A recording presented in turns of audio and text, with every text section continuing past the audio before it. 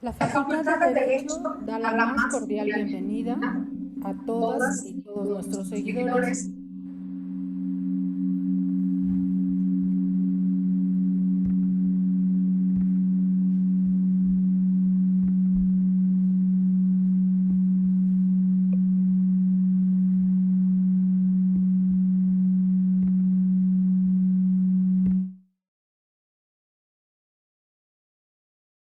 Bienvenida a todas y todos nuestros seguidores a la conmemoración del segundo centenario de la formación del Estado mexicano, que esta vez será moderado por la maestra Carmela Pérez. Adelante.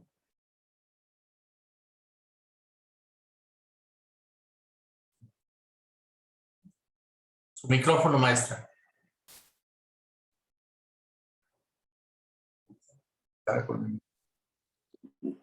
¿Ya? ¿Ya me escuchan? Listos. ¿Ya? Ok. Bueno, buenos días. Es un honor para mí el poder participar en esta reunión donde se conmemora el segundo centenario de la formación del Estado mexicano. Sobre todo porque tengo un gran respeto, admiración y cariño por los maestros aquí presentes. Agradezco a la Facultad de Derecho de la UNAM, a su director, doctor Raúl Contreras Bustamante, al señor secretario general Ricardo Rojas, a la doctora Consuelo Sirvent, directora del Seminario de Derecho Romano e Historia del Derecho, al maestro Israel Sandoval, al doctor Marco Antonio Pérez de los Reyes, que admiro y quiero mucho, usted lo sabe, de toda mi vida, y bueno, obviamente el doctor Fejer y la maestra María del Refugio González, que ha sido para mí un pilar en mi formación académica y como docente. De la misma manera, gracias al doctor Chirinos por estar presente. Esta mañana me siento muy honrada por poder moderar esta mesa número 1 referente a los proyectos de nación de los criollos, su autonomía, y de los mestizos, su independencia durante la Guerra Libertaria. Más aún, cuando este lunes 27 de septiembre del año 2021, fecha en la que estamos conmemorando el segundo centenario de la consumación de nuestra independencia, podemos estar aquí reunidos bajo estas circunstancias. Los ponentes, como ya había señalado anteriormente, nos darán una cátedra resultado de sus amplios conocimientos, trabajo arduo y pasión por nuestro pasado, como lo han demostrado a lo largo de su amplia y fructífera trayectoria, establecida en sus investigaciones, obras publicadas y cátedras impartidas, que nos han permitido aprender y seguir su ejemplo como docentes y amantes de nuestro pasado. El surgimiento de México como país independiente es resultado de los proyectos de nación, tanto de los criollos como de los mestizos, de los cuales nos hablarán el maestro José Luis Chirinos Palomo, la doctora María del Refugio González y el doctor Luis Fejer, a quienes les reitero mi cariño, admiración y respeto por ser un pilar fundamental en la formación académica de la facultad y porque gracias a su trabajo este país puede ser mejor, ya que al conocer nuestro pasado podemos entender nuestro presente y proyectarnos de mejor manera hacia el futuro. Cada ponente contará con 20 minutos o 15 para su exposición en una primera ronda y con una segunda ronda para preguntas. Los proyectos de nación, tanto de los criollos, quienes buscaban su autonomía, como de los mestizos, quienes buscaban su independencia, fueron el resultado no solo de las causas tanto internas como externas que originaron la independencia. Al ser la Nueva España la joya de la corona y el virreinato más importante del imperio, en este territorio permeaban todas las ideas de ilustración y no solamente el descontento y la desigualdad económica, política y social, en la que no se permitía a los criollos gobernar las tierras en las que nacieron, o el restablecimiento de la Constitución de Cádiz, originaron esta guerra libertaria de la cual nos hablarán nuestros queridos maestros. En primer lugar, hablará el maestro Chirinos, José Luis Chirinos Palomo, es licenciado en Derecho por la Facultad de Derecho de la UNAM, misma en la que se ha desempeñado como profesor titular de cátedras como Historia del Derecho Mexicano, Historia Constitucional de México, entre otras, y ha dirigido numerosas tesis de licenciatura y es autor de diversos artículos y libros en materia jurídica. Maestro, le cedo la palabra, es un gusto para mí tenerlo esta mañana y poder estar con usted. Gracias.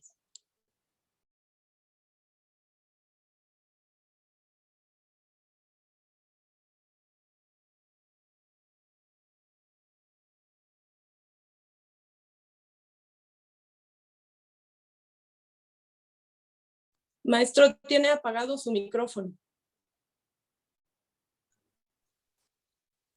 Ya. Bueno, ¿me corresponde, maestra? Habla el maestro Chirinos.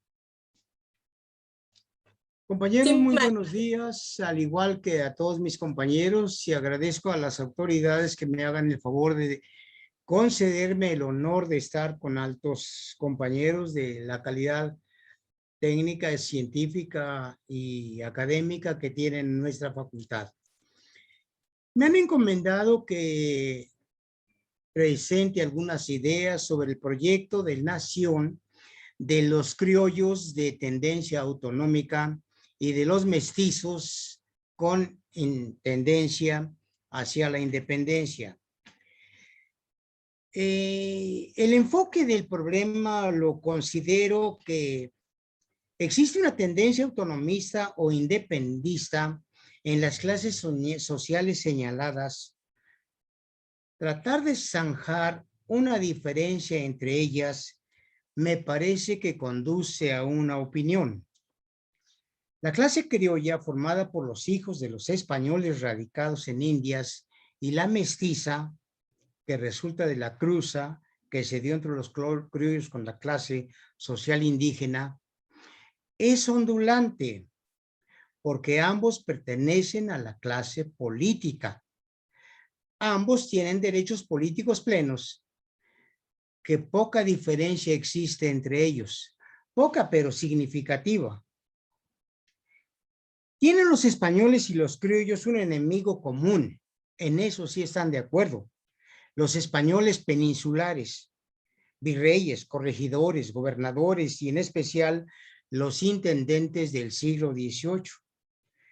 Con las excepciones que siempre existieron, los peninsulares solo vinieron a las Indias buscando una oportunidad de fortuna y un deseo de regresar a España para seguir formando parte de su nobleza.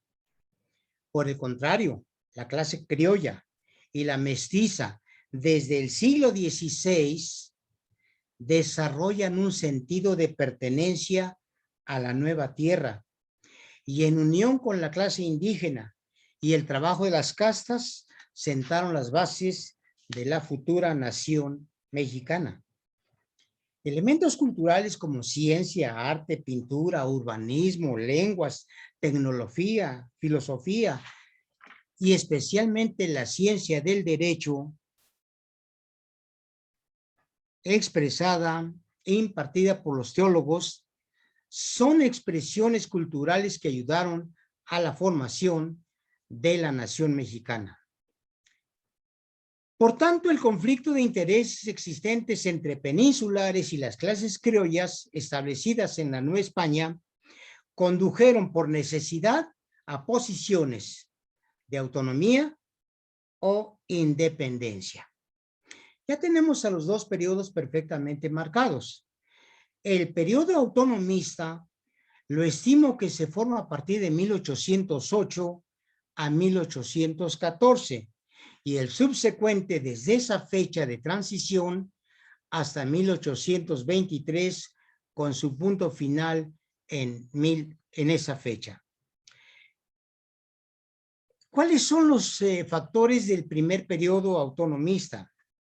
La primera manifestación la encontramos en la posición filosófica y jurídica del Ayuntamiento de la Ciudad de México, quien en 1808, en el mes de julio, llega la noticia de la invasión napoleónica a España. Y ellos toman la decisión de introducir un nuevo modelo filosófico político. Se reunieron en Cabildo el mes de julio 19 de ese año y acordaron mantener el reino en todo lo que les pertenece de hecho y de derecho. Y lo más importante y trascendente, declarar insubsistente la abdicación que el señor Carlos IV y el Real Príncipe de Asturias hicieron en la corona en favor del señor emperador de los franceses. ¿Por qué? Porque es el cambio estructural. La monarquía no es la dueña del poder. es la depositaria. La soberanía radica en los órganos de gobierno y en la teoría de Montesquieu en el pueblo. Entonces le niegan legitimidad a la abdicación de los reyes y deciden poner el gobierno en las autoridades del virreinato. Se considera esta posición como el primer documento de corte autonomista por muchos estudiosos del derecho y por otros como una velada intención de independencia. Otro documento importante para analizar del periodo es la Constitución Gaditana, que aun cuando no es obra en España, en la Nueva España, aquí va a tener sus efectos. Veamos, por ejemplo, la Constitución Gaditana fue originada por la reacción de los consejos municipales provinciales en contra de la invasión napoleónica y van a asumir dos actitudes, una militarista y otra filosófica política, que es la más importante y trascendente, porque deciden a través de sus juntas reestructurar, hacer un renacimiento de las cortes olvidadas en el periodo borbónico y convocar a un Congreso Constituyente. A este Congreso Constituyente van a ser invitados los diputados de las provincias americanas y la Nueva España va a mandar una enorme representación de más allá de 17 diputados, todos ellos con un corte filosófico ilustrado, conocedores de la historia, y esa diputación está formado, entre otros, por José Miguel Guridi y Alcocer, Mariano Mendiola, José Miguel Ramos de Arizpe, José María Couto y José Cayetano Fonserrado, entre otros. Ellos llevan a Cádiz una idea autonomista. Ellos exigen, entre otras cosas, los siguientes puntos: la representación proporcional y equitativa en la Corte Gaditana, igualdad de derechos entre españoles, americanos e indios, y la misma consideración a las castas, aquellas castas que han sido privadas de derechos políticos pero no obligaciones económicas durante el virreinato. También exigen la equitativa distribución de cargos, establecimiento de comités consultivos, el restablecimiento de la orden de los jesuitas, libertad de cultivo y manufacturas, de comercio, supresión de monopolios de Estado y de particulares. La propuesta de libertad, de igualdad social y de autonomía económica, así como la de ser parte igualitaria en el ejercicio del poder, no fueron vistas con agrado por la Diputación Peninsular y no serán incorporadas al texto constitucional gaditano por sus veladas intenciones autonomistas o independentistas. ¿Qué se ganó? No se ganó gran cosa en ese momento, pero será el campo del cultivo del constitucionalismo del periodo de la independencia. Pero la Diputación Gaditana ganó en experiencia en el arte de la disertación parlamentaria, que será de gran utilidad en el futuro de la nación mexicana.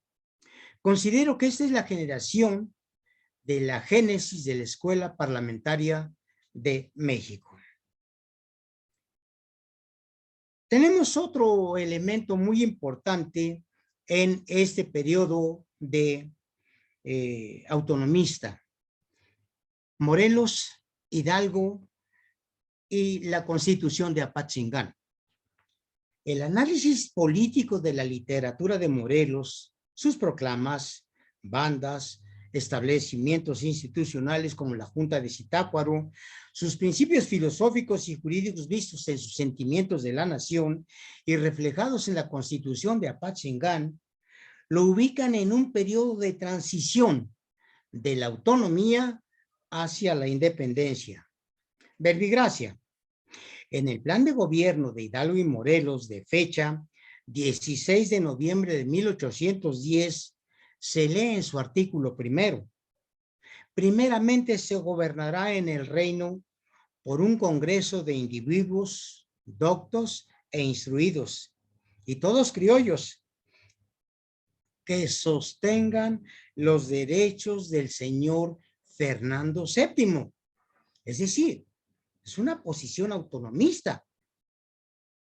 Y en cambio, en sus obras, en su obra Los Sentimientos de la Nación, de fecha 14 de febrero de 1813, ya presenta un giro en su perspectiva sobre el nuevo orden jurídico, y dice así en su artículo primero, que la América es libre e independiente de España y de otra toda nación, gobierno o monarquía, y que así se sancione, dando al mundo las razones. Ahí está el cambio cualitativo y cuantitativo del pensamiento. En primero autonomista, todavía dependiendo la relación con la corona, y el segundo definitivamente independentista, porque llega a declarar en sus proclamas que la independencia se encuentra en el orden natural de las cosas. El periodo independentista va de 1814 y 1822 y recibirá su sentencia de muerte en 1823. Me explico. En la Constitución de Apatzingán es el primer documento que precisa esta convicción en el acta solemne de la Declaración de Independencia de la América de fecha 6 de noviembre de 1813, firmada por el licenciado Andrés Quintana Roo, vicepresidente Ignacio López Rayón, licenciado José Manuel de Herrera, Carlos María Bustamante, el doctor Sixto Verduzco, José María Lisiaga, licenciado Cornelio Ortiz de Zárate como secretario. Es un documento que revela el conocimiento político derivado de la herencia histórica interna y de la influencia de las corrientes filosóficas jurídicas de la Ilustración y de otros principios políticos del pensamiento político contemporáneo. Los puntos más sobresalientes de la proclama son: decisión colegiada de los miembros del Congreso. No es una propuesta personal. Es una decisión de soberanía. Declaración de independencia textual y tajante. Rota para siempre, jamás, y disuelta la dependencia del trono español. Facultada para la celebración del concordato con el sumo pontífice para el gobierno de la Iglesia. Punto muy interesante que nos hace reflexionar que la Iglesia Católica, Apostólica y Romana no fue una entidad política autónoma, siempre estuvo subordinada al orden virreinal, y ese orden pretenden continuarlo en el periodo de la independencia. También se postula que la nación mexicana es soberana para establecer relaciones internacionales con el mundo. El siguiente documento de corte independentista o paradoja de la historia va a ser promovido especialmente por un criollo, realista, persecutor de los movimientos de independencia, Agustín de Iturbide. Agustín de Iturbide, pues ya sabemos, es un criollo nacido en Morelia, formado en el ejército, fue invitado, se dice, por Hidalgo para formar parte del ejército de independencia por Hidalgo, pero rechazó. Está en el plan de la profesa y finalmente llega su oportunidad: ir a combatir a los últimos reductos insurgentes en el sur, al frente de Vicente Guerrero. Es interesante este periodo. ¿Por qué? Porque él va a conducirnos al plan de Iguala y a los tratados de Córdoba. En esta acción político, filosófica, jurídica, etcétera, etcétera, de Agustín de Iturbide, rescatemos los puntos más importantes del Plan de Iguala, de fecha 24 de febrero de 1820. Sus propuestas más destacadas son la necesidad de independencia, evitar una mayor derrama de sangre entre insurgentes y realistas, nueva denominación militar al llamar a sus tropas como ejército de las tres garantías, religión, independencia y unión. Otras informaciones dicen que es religión, independencia y fueros. El texto que se consultó para esta cita está tomado de un excelente libro de textos del periodo Insurgencia y República Federal de 1808. No es una glosa, es la transcripción literal de la documentoscopía de ese periodo. También propone una línea de juramento que contiene los siguientes puntos: observar la religión, hacer la independencia, obedecer a don Fernando VII con una muy puntual consideración, a condición de que se adopta y jura la constitución que haya de hacerse en las Cortes de la América Central. Ya sabemos que nunca lo iban a aceptar. Punto culminante: los tratados de Córdoba. Iturbide aprovecha la presencia del último virrey, don Juan de O'Donoghue, para integrarlo al movimiento de independencia y conduciéndolo a la firma de los tratados de Córdoba. Iturbide, nuestro gran Maquiavelo del siglo de la independencia, que supo manejar todas las clases sociales, envolverlas, convencerlas para consumar la independencia. ¿Cuál es el contenido de los tratados de Córdoba? La denominación de la nueva unidad política, Imperio Mexicano. Influido seguramente por las Cortes Gaditanas, establece que será una monarquía constitucional y establece como grado de prelación para el nombramiento del emperador en el rey Fernando y por su no aceptación a sus hermanos, el serenísimo señor infante de don Carlos. Por su renuncia o no aceptación, el infante Francisco de Paula y otros de menor jerarquía en los grados de la sucesión española. Finalmente, y por la no aceptación de la corona española, la decisión no será personal de Iturbide y de los líderes, sino será una obligación de las cortes formadas en la nueva nación. Ahí tenemos la idea de una monarquía parlamentaria inspirada, yo estimo, en la obra gaditana. También serán comisionados dos personas para informar a Fernando, notificar, no pedir su anuencia a Fernando VII. Otras decisiones complementarias: la Ciudad de México, capital del imperio, formación de una junta provisional gubernativa, facultada para llamar a cortes y una regencia integrada por 3 miembros. Hábilmente le concede a O'Donoghue facultades para que convenga una rendición, una capitulación honrosa al ejército realista. Maestra, un minuto. Concluyo. Minuto.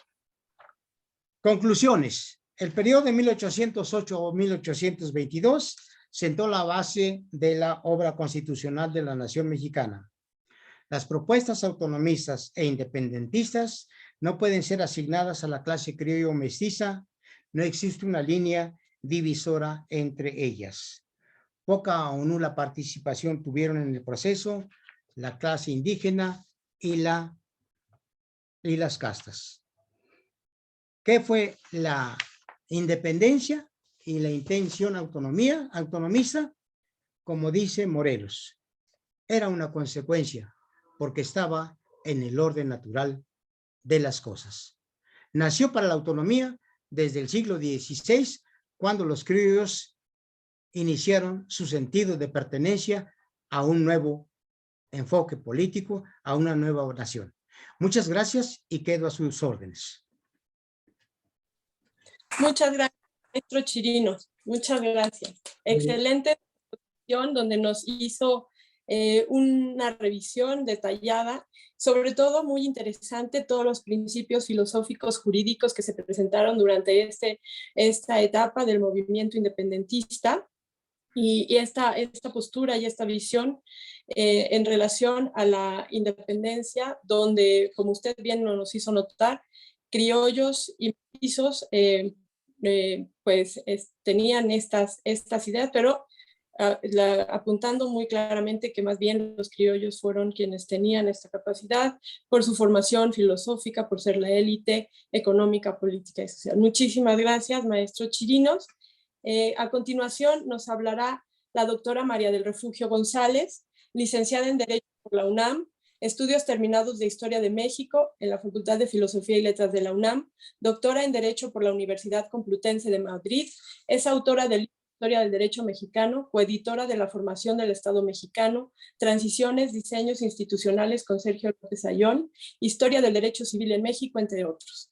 Ha editado jurídicas de los siglos XVI al XX, entre ellas Cedulario de la Nueva España de Vasco de Puga, recopilación sumaria de los autos acordados de Eusebio Ventura Belaña, las instituciones de Derecho Real de Castilla y de Indias de José María Álvarez, las pandectas hispano-mexicanas de Juan N. Rodríguez de San Miguel, Diccionario Rosano de Legislación y Jurisprudencia de Joaquín Escriche, anotado por Juan N. Rodríguez de San Miguel, Diccionario Castellano de Palabras Jurídicas y Técnicas tomadas de la legislación indiana de Rafael Altamira FBA, Ordenanzas de la Minería de la Nueva España formadas y propuestas por el Real Tribunal y apuntamientos para el estudio del derecho constitucional mexicano de José María del Castillo Velasco. De los artículos de investigación destacan el municipio en México en el siglo XIX, la supremacía del Estado sobre la Iglesia, el derecho y la función del abogado, el pensamiento de los conservadores mexicanos, hipótesis para su estudio, derecho de transición 1821-1871,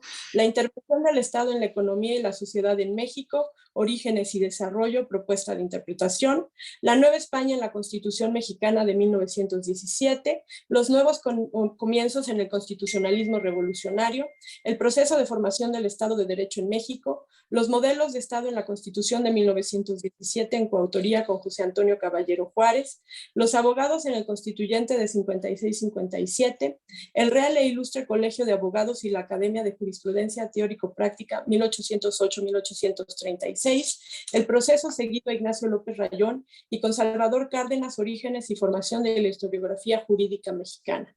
Ponente y comentarista en congresos y reuniones académicas en México y en el extranjero, profesora de Historia de Derecho Mexicano en la División de Estudios de Posgrado de la Facultad de Derecho de la UNAM y en la Universidad Autónoma Veracruzana, Derecho Constitucional en la Universidad Iberoamericana de Puebla y de León, Guanajuato, ha impartido cursos para formación de profesores y elaborado planes de estudio para las facultades de Derecho en la UNAM y Guadalajara y la UAM Coajimalpa. Ha ocupado diversos cargos en la UNAM, la Secretaría de Economía y la de Relaciones Exteriores. Actualmente es investigadora de la División de Estudios Jurídicos del CIMS. Maestra, le cedo la palabra. Muchas gracias, doctora María del Refugio González. Es un honor para mí tenerla aquí. Gracias. Tiene apagado su micrófono, doctora.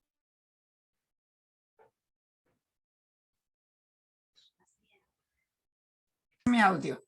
Bueno, yo en primer lugar quiero dar las gracias a la Facultad de Derecho por la invitación a participar en este homenaje a la formación del Estado mexicano. Y bueno, les quiero decir que cuando son tres expertos sobre la materia, siempre va uno con mucho miedo porque pues a lo mejor dice lo mismo que ellos. Bueno, ya por lo menos no voy a decir lo mismo que Chirinos.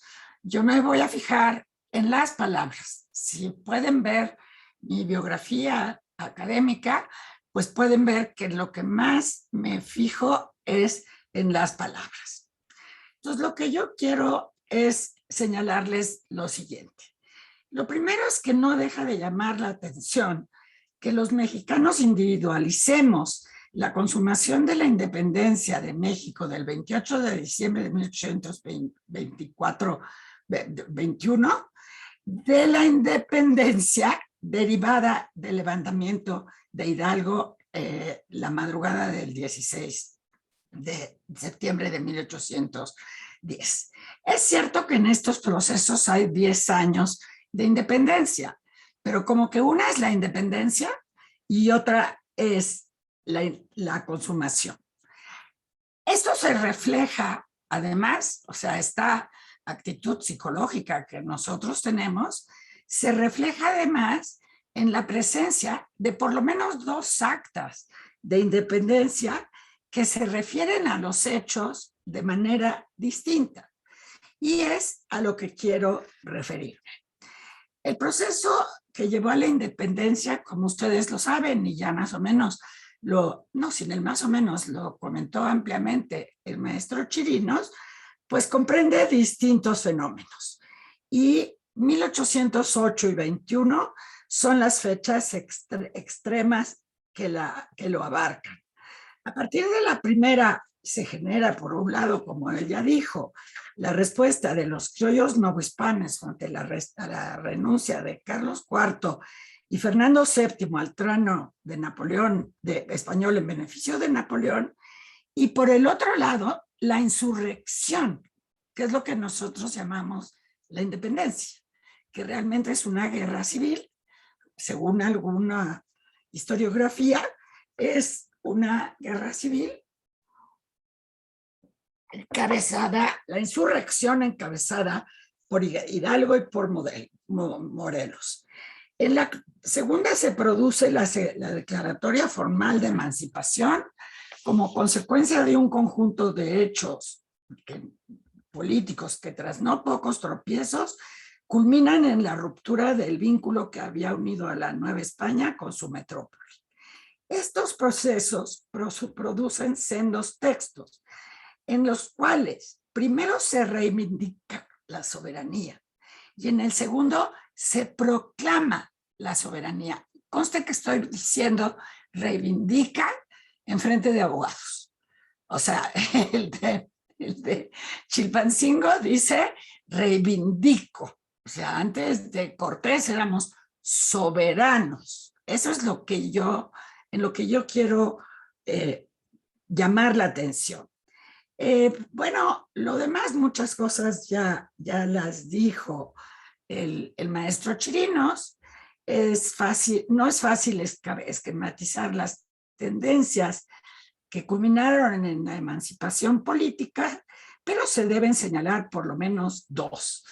De una parte, la del Partido Criollo, cuyos miembros en efecto buscaban la autonomía, y de la otra, la de los insurgentes, que ya para 13 querían romper para siempre la dependencia del trono español. O sea, efectivamente no se siguen una de otra, sino que realmente es un proceso evolutivo. Los insurgentes llegaron a dominar buena parte del territorio. Su impulso reformador los llevó a expedir diversos ordenamientos, entre otros el 22 de octubre de 14, la llamada Constitución de Apatzingán. Y en la metrópoli, el regreso de Fernando VII al trono de sus mayores llevó a la disolución de Cortes y a la aprobación de la Constitución expedida en Cádiz en 12 y a la restauración del absolutismo. En la Nueva España, estos mismos hechos produjeron que las cosas volvieran al estado que guardaban antes de 1808.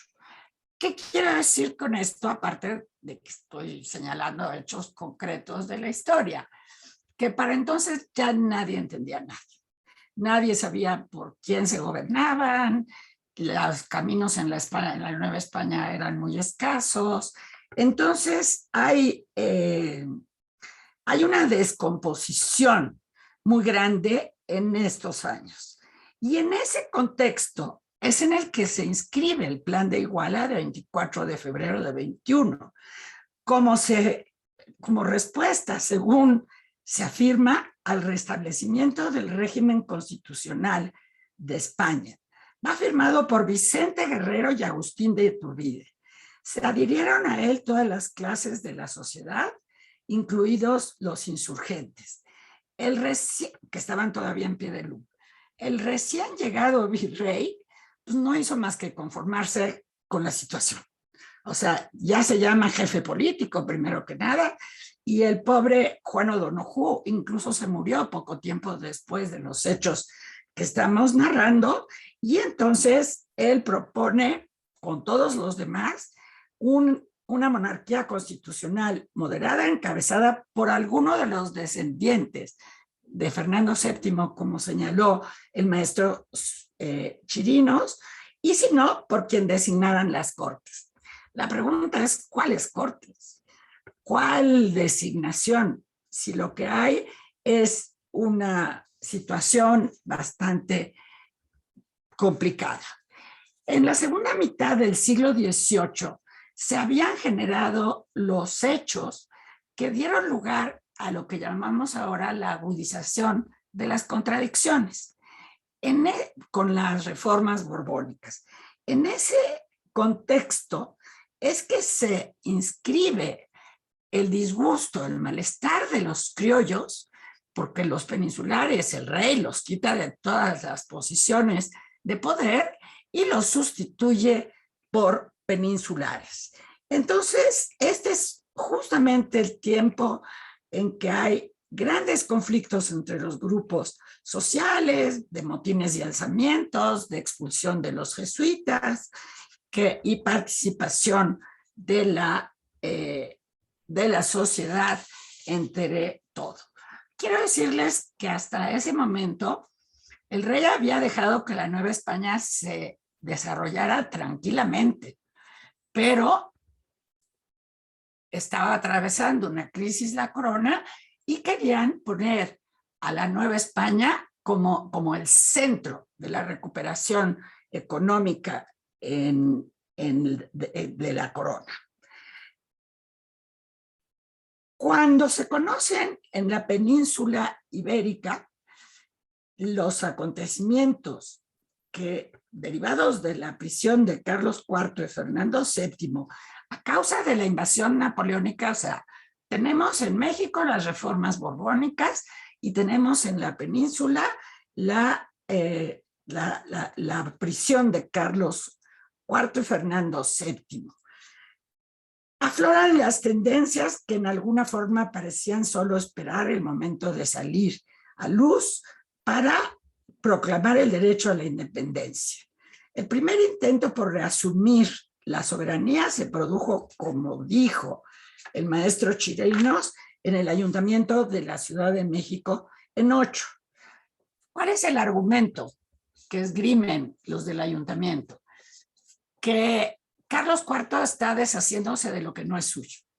Había habido un juramento de un pacto homenaje en el momento de la donación y entonces un pleito homenaje y entonces les parece a los miembros del ayuntamiento que se está deshaciendo de lo que no es suyo. Y entonces aquí empieza, esa ya no la voy a repetir porque toda lo explicó el maestro Chirino, el conflicto ideológico, pero también hay un conflicto militar. ¿Por qué? Porque se levanta Hidalgo y empieza lo que conocemos como la Guerra de Independencia. Ellos la llamaban la Revolución de Independencia, todos los contemporáneos. A pesar de que en el bando de Hidalgo y en los sentimientos de la nación se encuentra la idea de sacudirse del yugo español, es en el acta solemne de la Declaración de Independencia de la América Septentrional, firmada en Chilpancingo el 6 de noviembre 13, donde queda delimitada con claridad la reivindicación de la soberanía. O sea, tiene que haber habido, si yo estoy poniendo la reivindicación de la soberanía, tiene que haber habido una soberanía antes, porque si no, ¿qué reivindico? El Congreso del Anáhuac, legítimamente instalado, declaraba Va a salir un libro de Jaime del Arenal que presenta hoy en la tarde en el Colegio Nacional justamente un trabajo sobre esto de la reivindicación de la soberanía, porque acuérdense que en derecho las palabras significan, todas significan, y aquí se está poniendo la reivindicación de la soberanía. El texto exacto es el que sigue. La América septentrional ha recobrado el ejercicio de su soberanía usurpada, queda rota para siempre jamás y disuelta la dependencia del trono español, y que es árbitra para establecer las leyes que le convengan para el mejor arreglo y felicidad anterior. Lo mismo dice, en el mismo sentido se pronunciaron los miembros del Supremo Congreso Mexicano al elaborar el decreto constitucional de Apatzingán. Y ahí se dice todavía en el artículo 9 que ninguna nación tiene derecho para impedir a otra el uso libre de su soberanía. El título de conquista, vean cómo está todo tan fresco, pues 300 años después, no puede legitimar los actos de la fuerza. El pueblo que le intente debe ser obligado por las armas a respetar el derecho convencional de las naciones. Con estas frases, ¿qué es lo que se deslegitima? Los llamados justos títulos que se había dictado por Alejandro VI. Muertos o amnistiados los principales jefes insurgentes, sofocada la rebelión y ante la inminencia de comenzar a aplicar la Corte de Cádiz después del retorno al régimen constitucional, empiezan a suceder muchas cosas también en México, en la Nueva España. Lo primero que aprende uno es que armar y desarmar sistemas jurídicos en papel es relativamente fácil, y es algo que se nos da muchísimo a los mexicanos.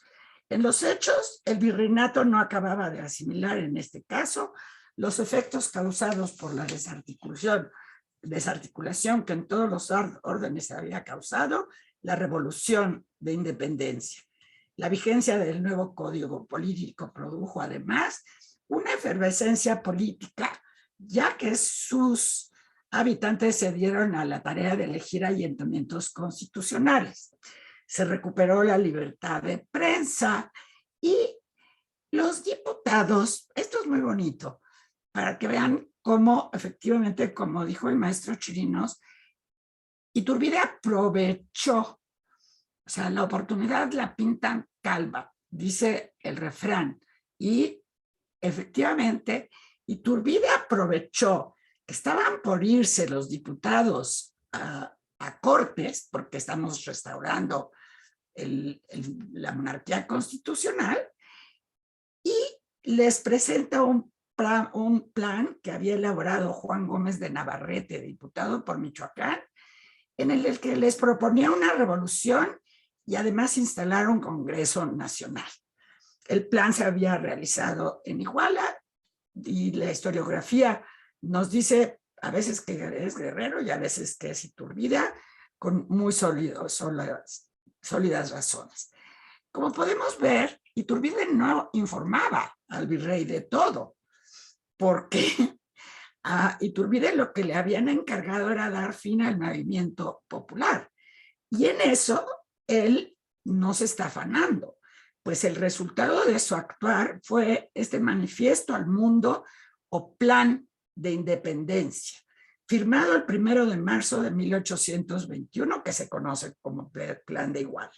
Son 23 o 24 artículos de los que ya habló el maestro Chirino, y el plan, sobra decir que era sedicioso, pues hacía suyos los postulados del movimiento insurgentes, y dirigiéndose a las autoridades, las castas indígenas, a los españoles y a la población, informaba que se habían roto los vínculos con España, y al frente de un ejército valiente y resuelto se había proclamado la independencia de la América septentrional. Esto es distinto que reivindicar. No necesito insistir. Aquí se proclama. Y si lo ven en las actas de la Soberana Junta Provisional Gubernativa, tienen que leer 20 páginas hasta que se enteren de qué fue lo que realmente pasó.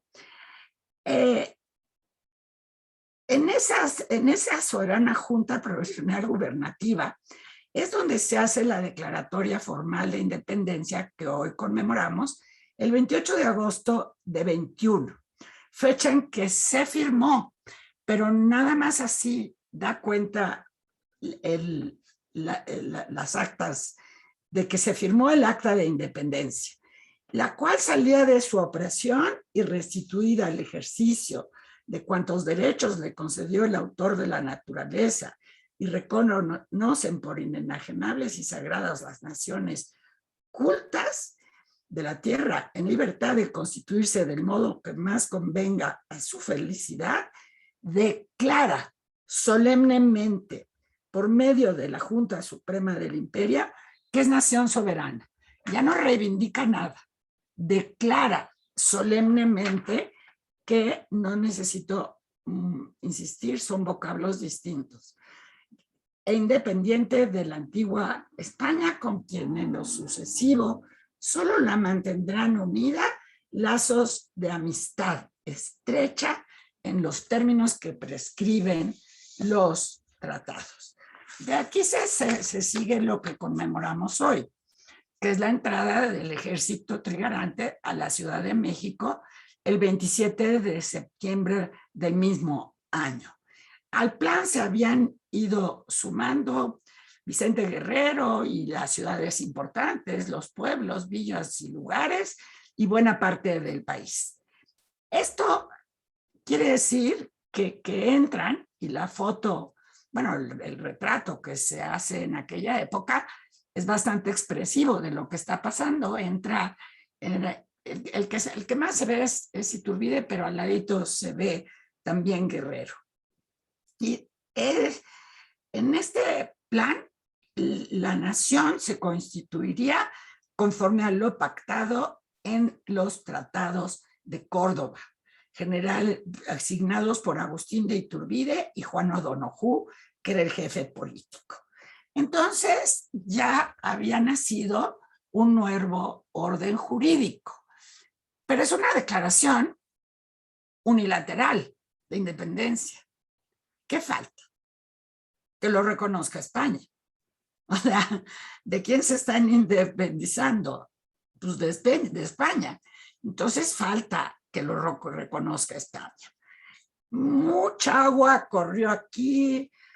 Al final se pelean todos. El imperio duró muy poco tiempo y hay una guerra fratricida. Estamos siempre en guerra fratricida y poco más de una década después de haberse firmado el acta de independencia del Imperio Mexicano, en el nombre de la Santísima Trinidad, la República ya es república, ya no es imperio, ¿sí? Dejamos de ser imperio y nos convertimos en república. En el nombre de la Santísima Trinidad, la República Mexicana y su Majestad Católica, doña Isabel II, por la gracia de Dios y por la Constitución de la Monarquía Española, pusieron término al estado de incomunicación y desavenencia que había existido entre los dos gobiernos, signando un tratado definitivo de paz y amistad sincera en Madrid el 28 de noviembre de 1836. O sea, hasta que se dictan las 7 leyes. Hasta entonces, hasta esta época, también la reconoce la Santa Sede. ¿Por qué? Porque las 3 cosas están vinculadas. Las tierras habían sido donadas por Alejandro VI al rey católico. Entonces, es el rey católico o sus descendientes en la corona de Castillo el que tiene que reconocer la independencia. Y acto seguido la reconoce. ¿Perdón? Tiene un minuto, maestra. Acto seguido la reconoce la Santa Sede. Ya, gracias. Muchas gracias, doctora. Muchas gracias, como siempre, un placer escucharla. Y es muy importante lo que usted nos dijo y como abogados debemos siempre tener en cuenta la importancia de las palabras. Sí. ¿Qué significan las palabras? Y no solamente qué significan en el momento actual, porque cuando nosotros nos dedicamos a la historia del derecho, una de las cosas que siempre debemos tomar en cuenta es qué significaban esas palabras en el momento al cual nosotros nos estamos refiriendo, porque el significado va cambiando con el tiempo, pero su exposición fue muy interesante en torno al significado de las palabras y la reivindicación o proclamación o declaración de la independencia y lo que esto conlleva desde la perspectiva histórica y las consecuencias jurídicas. Las consecuencias jurídicas. Sí. Yo creo que nos dedicamos a la historia del derecho, es lo que usted nos dijo el día de hoy, es fundamental porque justo en eso basamos nuestro trabajo diario. Diario. Y me gustó muchísimo su exposición porque es algo que yo siempre les digo a mis alumnos, que hay que tomar cuando hablamos de historia y de historia del derecho, hay que tomar en cuenta las palabras y el momento del que estamos hablando, porque eso ha traído el desarrollo y las consecuencias jurídicas posteriores. Muchas gracias, doctora. Sí, y bueno, está por salir un libro del doctor Jaime del Arenal, que él presenta hoy en la tarde, pues lo mismo, la entrada del ejército trigarante, porque no siempre se fijó la gente en que un acta dice reivindicar. Entonces, ¿quiénes son los dueños antes del territorio? Es muy interesante, ¿ok? Gracias. Y muchas gracias a la facultad por esta invitación. Muchas gracias. Muchas gracias, doctora. Sí. Ahora, Dale la cámara, Andresito, para que no te duermas. Juegues con la cámara. Ahora le cedemos la palabra al doctor Eduardo Luis Fejer Tranchinet. Es licenciado y doctor en Derecho por la Facultad de Derecho de la UNAM, en la que cuenta con una larga trayectoria académica. Se ha desempeñado como presidente de la Academia Mexicana de Literatura en 1984 y como colaborador de Acción Universitaria, El Eco del Sur, Excelsior, La Hora de México, México en la Cultura, Punto Universitario y Verdad. Asimismo, ha sido autor de numerosas obras literarias dentro del ámbito jurídico, histórico y artístico. Doctor, estamos listos para escucharlo. Muchas gracias. A ver, doctor Fejer. Señor director, señor secretario general, compañeros, un privilegio participar, lo haré de una manera breve, dado el tiempo. Y quiero decirles, difícil y muy complejo definir estrictamente los límites entre los deseos libertarios de los criollos y los mestizos, habida cuenta de que la Nueva España era un mosaico variopinto de estratos sociales, diferencias, anhelos, filosofías, tendencias e intereses, incluso las así llamadas castas. Sin duda, 1821 es un año particularmente significativo en nuestra historia y en la historia mundial. Vean ustedes nada más el contexto histórico en el que estábamos en 1821. En ese año muere Napoleón Bonaparte en su exilio en la isla de Santa Elena. En ese año, 2 meses después de la firma de los tratados, fallece Juan de O'Donoghue, o lo fallecen, o lo fallece Iturbide. Pero quién sabe si tenía algún complejo Iturbide, porque le otorga a María Josefa Sánchez Barriga, la esposa de O'Donoghue, una pensión de 1,000 pesos anuales, y después ella muere en la más absoluta y total de las indigencias y de las pobrezas. Jorge IV es coronado como rey de Inglaterra. Y ojo, James Monroe toma posesión como presidente de los Estados Unidos en un segundo mandato. Y Luis XVIII es, en 1821, el rey de Francia. Vean ustedes las potencias y qué personajes las encabezan. Un elemento importante a considerar, contextualizando el tema, era la notoria influencia de las logias masónicas coincidentes e influyentes en las fechas de los tratados de Córdoba. La masonería, tanto en Europa, Estados Unidos, España y la Nueva España, eran objeto de debate durante el siglo XVIII. Por lo general, esgrimiendo argumentos en contra de los masones. Decían de ellos: tenía un carácter secreto e intrínsecamente malo por ser contraria a la religión.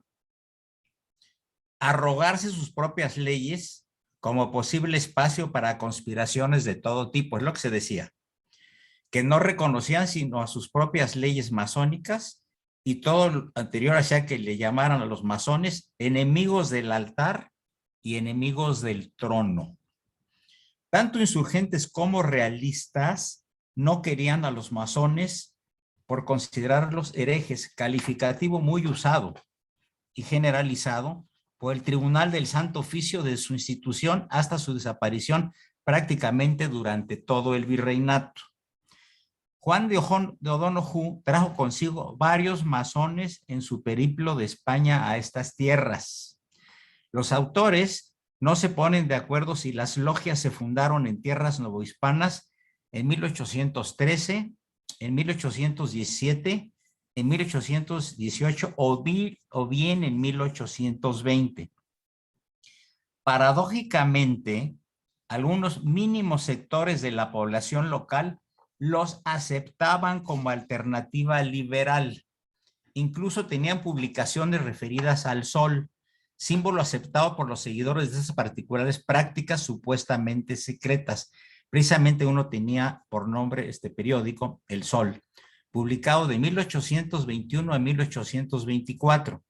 Dejándose imprimir en este último año, pues se suponía que el Plan de Iguala contenía condiciones que afectarían gravemente a la nación mexicana.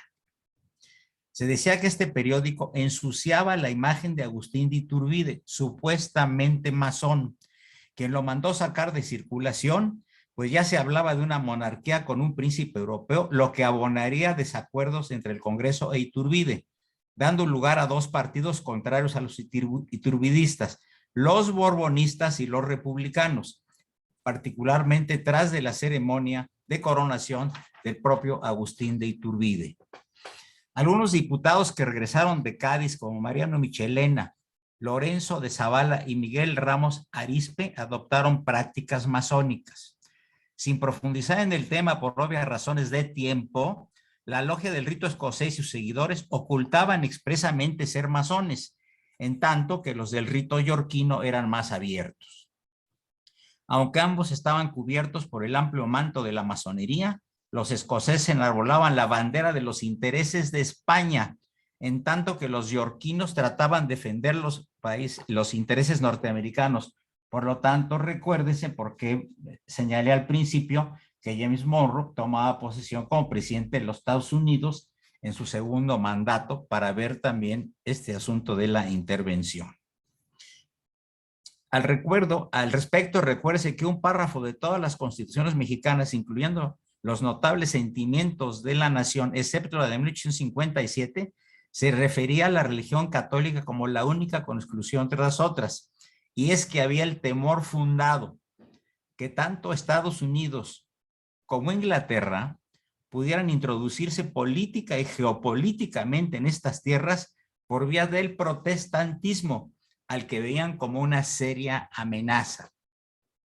No solo se hablaba de que Iturbide era masón, sino que el mismo Fray Servando Teresa de Mier acostumbraba a estas singulares prácticas, no obstante su gran fama como orador, religioso y trotamundos.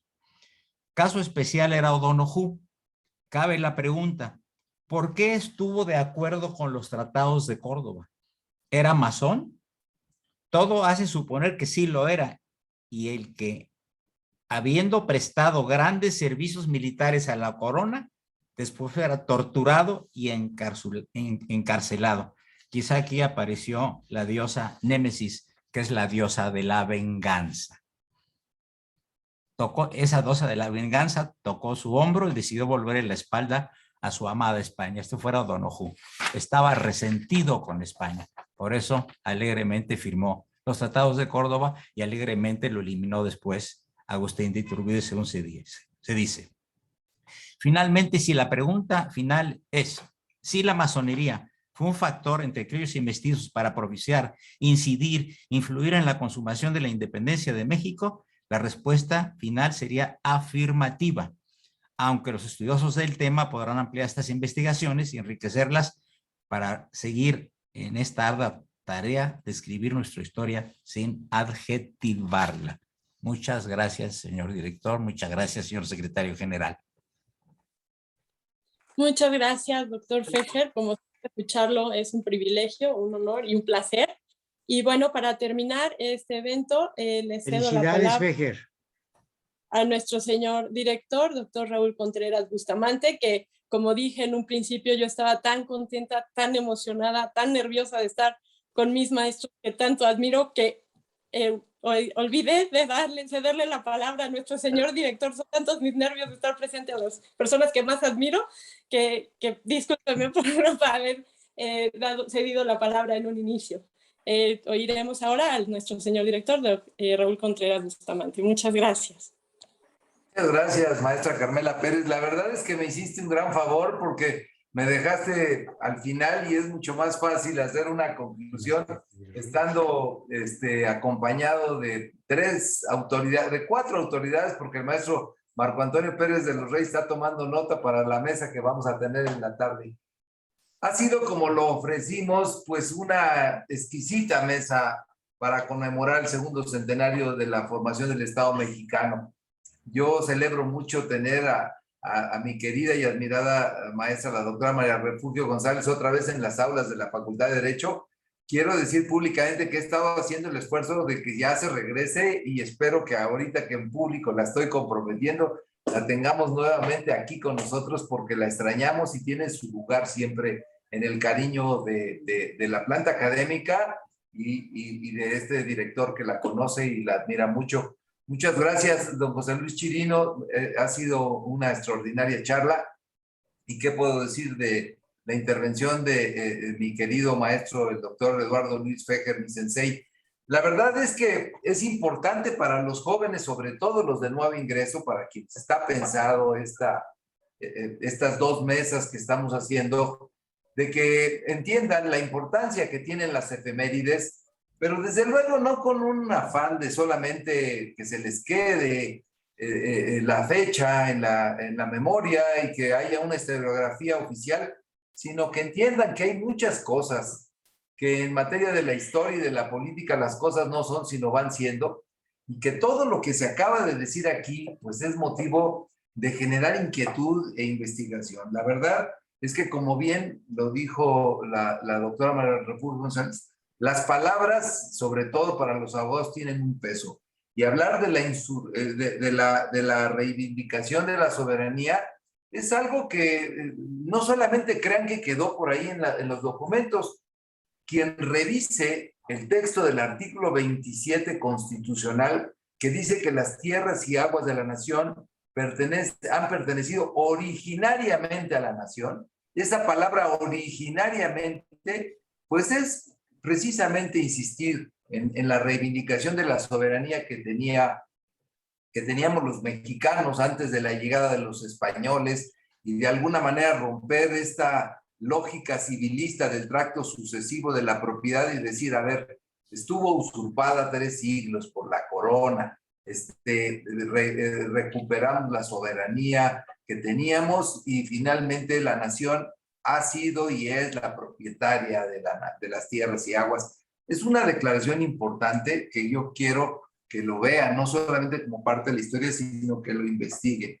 La otra es importante, la insurrección de los criollos y los mestizos en contra de la corona, pues habló precisamente de que estaban insatisfechos por la manera como trataban precisamente a los aliados de la corona que trabajaban acá y que no recibían el reconocimiento que deberían de tener y que genera un movimiento popular que, si bien estuvo apoyando a Hidalgo, pues después se convierte a la hora de la consumación en un evento en donde se consolida precisamente estos siglos de descontento que había entre los criollos y los mestizos con la corona. Investigar la personalidad de Iturbide, que la han querido desaparecer. Ya habíamos visto que en la época constitucional, Obregón mandó quitar de la Cámara de Diputados las letras de Iturbide,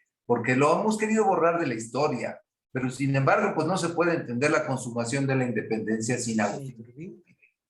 La influencia que debe haber tenido Napoleón, yo no recordaba ese dato que dio el doctor Fejer de que 21 es precisamente la muerte en que fallece Napoleón. Yo no sé si están de acuerdo mis maestros, pero yo veo en la figura de Iturbide una emulación a Napoleón. Se vestía como Napoleón, quería montar con la gallardía de Napoleón y se convirtió en emperador al no poderse convertir en rey. Creo que de alguna manera lo que hizo Napoleón al autotestarse, pues es simplemente algo que Iturbide puso en práctica y que le falló igual que a Napoleón. Pero finalmente creo que es algo que deberíamos de investigar. La influencia que tiene la masonería en O'Donoghue, pues yo diría que O'Donoghue, lo mismo que pasó con Maximiliano, pues eran liberales. Y cuando llegaron aquí, pues simplemente actuaron de acuerdo a su conciencia. Hay que investigarlo. Me quedo con el dato yo para investigar el origen de la masonería, porque yo recuerdo que los dos grandes grupos masónicos que se van a disputar en una guerra civil en el siglo XIX, pues unos eran afines al rito yorquino y otro al rito escocés. No encuentro en ninguna de las dos masonerías el origen hispano, pero pues voy a investigarlo, a ver si efectivamente la masonería nace en España o nace por allá, por el Imperio Británico. Creo que es un tema que ya me quedo. Así que bueno, pues creo que ha sido una charla magistral.